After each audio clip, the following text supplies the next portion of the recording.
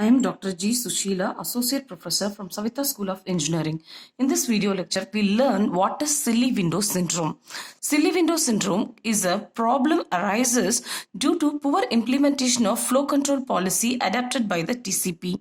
Silly window syndrome causes the data transmission extremely inefficient, which may lead to significant reduction in the network performance. We'll see the flow control policy adapted by the TCP. The name of the flow control policy adapted in TCP is called sliding window protocol. Now we'll see a simplest form of sliding window protocol.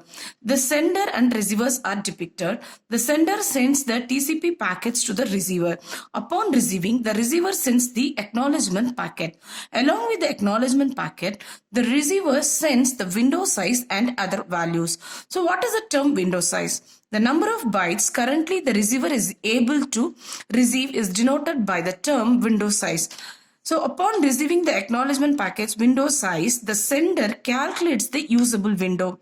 The usable window is window size received sent by the receiver minus unacknowledged data of the receiver. So using that, the sender calculates the usable window.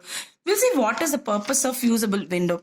According to the usable window size or value, the sender decides the number of packets for transmission, and this is called sliding window protocol or algorithm used by the TCP for the flow control at the transport layer. The sliding window protocol can lead to silly window syndrome when usable window size shrinks to a very silly size.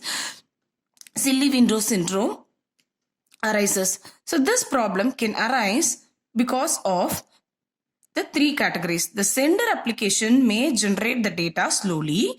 Second category, the receiver application may consume the data slowly, or both the sender and receiver are slow.